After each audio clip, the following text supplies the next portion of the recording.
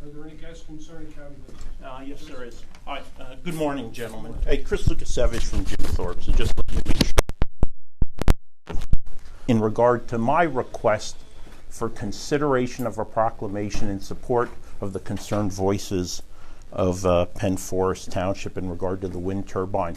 And I'd like to know what, if any, action is being considered or not being considered as it pertains to that request made by me 3 weeks ago. Yeah, and myself, I am not considering it since it is a local issue. Left me just when I needed you most. Left me just when I needed you most.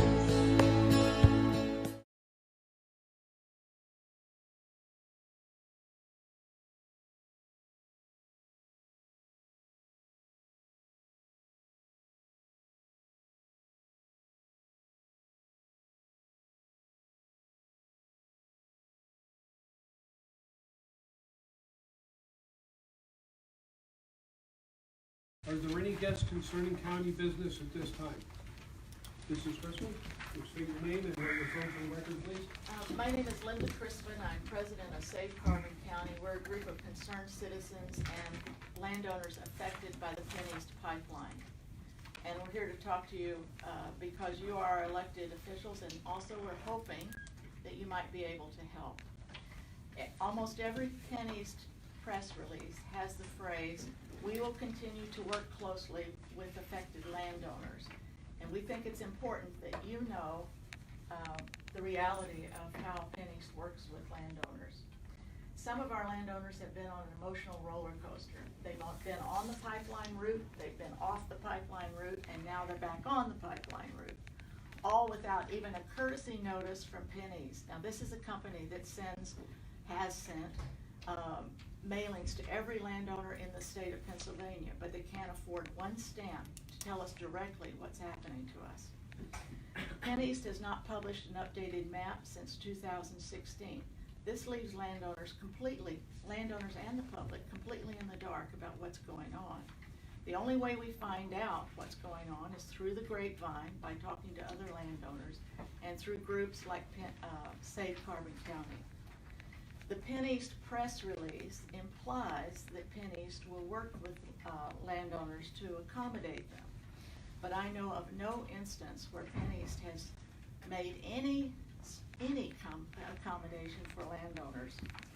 One landowner's green septic system, geothermal loops, and an underground tank will be destroyed by the currently proposed route, but there has been no accommodation offered by Penn East. You can see a map of that property on your second page, and the owners of the property, Eric and Bridget, are here to answer any questions that you might have. Another landowner's spring that provides water for her home will be ruined. Penn East has said, well, we'll change the route for you, but you'll have to pay for the change. That change will cost her between $60,000 and $70,000. The property owner is Albertine Anthony. She's 92 years old, and she's here to answer any questions that you have. We're hoping that if you have any channel of communication with Penn East or any influence with Penn East, that you will use that to help these landowners, to help bring their attention to how they are treating landowners. Thank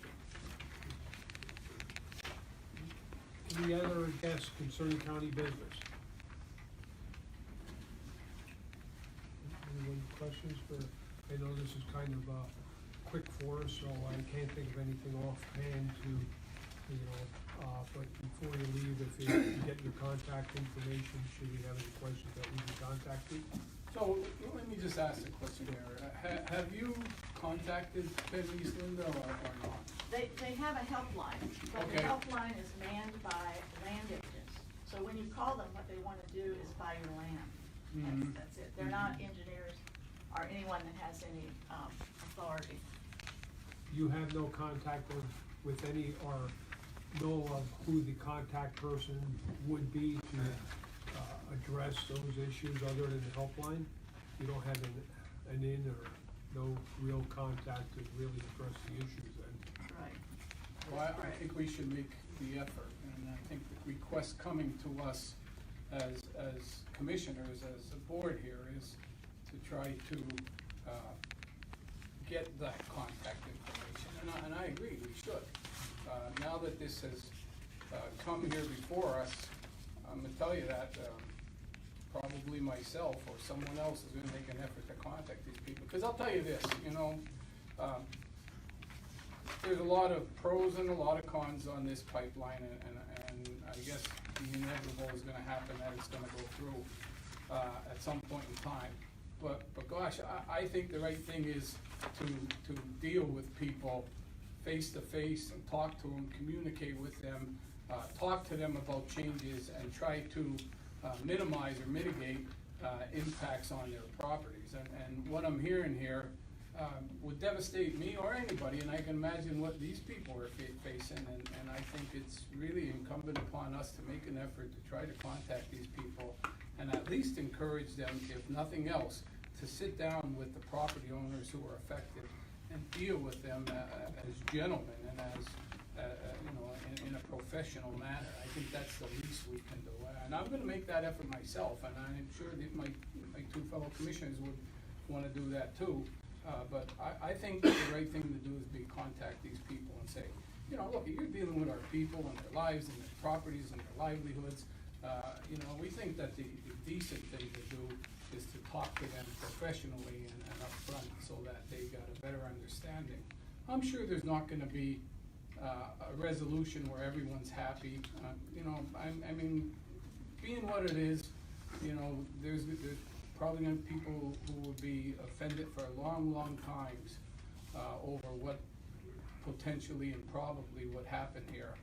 But I think the manner that you deal with people and treat people goes a long way into at least showing people that you have some care and kindness and concern about whatever you're doing and how it might affect them personally. So I hear you, and I thank you for this, and I'll tell you this, I don't know if I'll report by next week because it's a holiday with Thanksgiving, but I'm gonna report from this table what success or failure I have made in an attempt to contact them. Thank you very much. You're welcome. And Linda, I just want to thank you and Roy for coming in today, and I echo my fellow commissioners' comments. You know, no one wants it in their backyard, and I believe there's a right way and a wrong way to do things. To take someone's home to come through someone's backyard, to make a homeowner pay for the change of route is unacceptable to me. So I too will do what I can to represent the people in Penn Forest. That's our job. We represent everyone here in the county, and decreasing property values, everything else that's going on. And I don't believe we're gonna be able to stop it. We are interveners. We can, you know, voice our opinion. We can make some phone calls, but we'll make every effort to do what we can to help. Thank you. We do not have a meeting next week, so. That's true. Yeah. Well, in the Because of the future, holiday, naturally, whenever I but, talk to them, but we'll- I will make it public. Okay, We'll try to find we'll that. come back. Who we can talk to get results. I understand your frustration with the helpline. Those aren't the people that we need to talk to. Well, there's nothing more frustrating than calling these phone systems and getting press 1, press 2, press 3, and then you press the one you think is right, and then they say, here we go through another 1, 2, 5 options. To me, that's crazy. I mean, there's gotta be people who are capable of meeting face to face with the people whose lives they're affecting the most, and that's what our efforts gotta be to try to make that happen. Thank you. Again, any other guests concerning county business at this time? Hearing none, we'll move on.